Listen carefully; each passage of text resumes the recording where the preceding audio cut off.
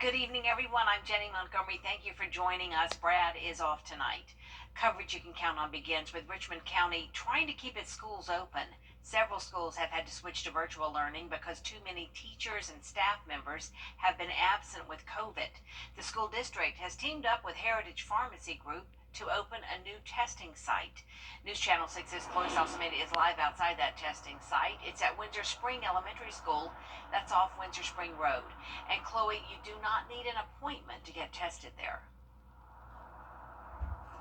Now this is a drive-up testing site, so you'll drive up to the front of the testing site right there and you'll meet with one of the nurses. You'll then use your phone to scan a QR code that they give you and then you'll be tested. So you'll be given 2 tests, a rapid test and a PCR test. You'll get your rapid test within 30 minutes to an hour, and you'll get your PCR results back within 24 and 48 hours.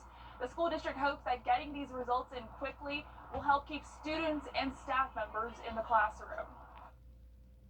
We're hopeful that this, in addition to other mitigation strategies that people are taking, that the school system is taking, with contact tracing, maintaining that strong partnership with the Department of Public Health, will help to keep our schools open. This site is open to the public. You don't have to be a Richmond County student or staff member to get tested here. Anyone is welcome to get tested here.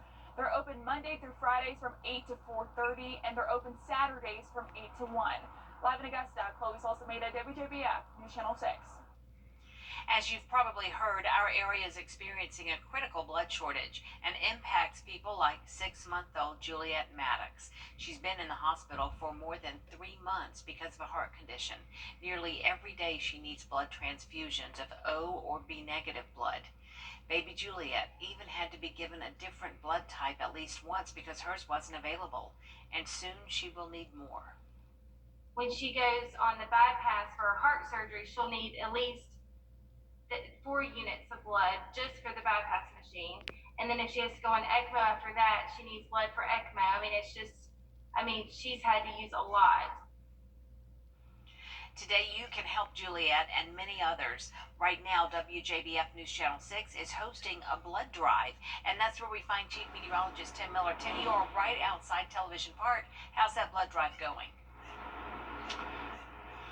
I'll tell you what, Jenny, it is going really great. In fact, so much so I had to get out of the bus because we have a good crowd in there.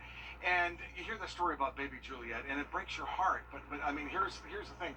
We can help her and help so many others by giving blood. Now, we're out here till 5:30. You know where Television Park is, right here at Augusta Parkway West. There's Riceboro Road's right behind me. Come into the parking lot. We'll get you in. We'll get you out. I got some prizes and surprises for you, too, if you want to swing on by. But this is what's very important. In fact, there's a national crisis when it comes to the shortage of blood. And across the CSRA, as you know, the Shepherd Community Blood Center provides blood for about 20 area hospitals all across the CSRA. So this is very important, especially those that have O positive or O negative. Right? So if you have O positive, O negative blood, those donors are especially needed. But it doesn't matter, whatever you can give. And of course, I know a lot of things go through my mind about COVID. Don't worry about COVID. From what I totally understand, if you've been COVID-free for the last 4 days, you're fine. In fact, blood is not a major risk when it comes to that. So that certainly is great news there. And because of COVID, of course, and the situation with that over the last 2 years, that's why we've had a shortage. So this is now so vitally important. I know it's a Friday night. I would sure love to see you. We're here for a few more minutes right outside Television Park. Come by and join us. And I'll give you some prizes, surprises, and most importantly, you're giving blood, and I get to meet you as well. Jenny, back to you. All right, Tim, thank you so much. And we certainly do appreciate everybody who is coming out and who can still get here in the next 27 minutes. Augusta Regional Airport gearing up for Masters Tournament. News Channel 6's Mary Calkin spoke with the airport's executive director today. The Augusta National limited patrons the past few years, and that cut down on the number of people traveling through the Augusta Regional Airport. But this year, Airport Executive Director Herbert Judon says he anticipates full passengers. He says they're already prepping for the influx of travelers. During the Masters, we get extra air traffic controllers, extra TSA agents, extra airline personnel, rental cars. All that is in motion right now. He says efficiency is a big priority. They have a plan to cut down on people waiting on the curbside for car services. One of the new things that we're going to try this year is a lot of the planes that land and park on our middle runway, we have historically put them in vans and drove them around to the terminal side. We're going to set up an area this year where they can get out of their airplane and go directly out the gate onto Lock and Dam Road and go directly to the tournament. So that'll help a lot as well. He says during the tournament, larger planes come and go from destinations not usually on their schedules. I haven't seen the whole schedule yet, but I anticipate we had a Miami flight last time. I anticipate Miami and Philadelphia and New York and again some destinations that we don't historically see. We'll see that again this year. Judon says earlier this week he spoke with American Airlines, one of the airlines that does plan to land larger flights from those special destinations. So we're anticipating a big Masters.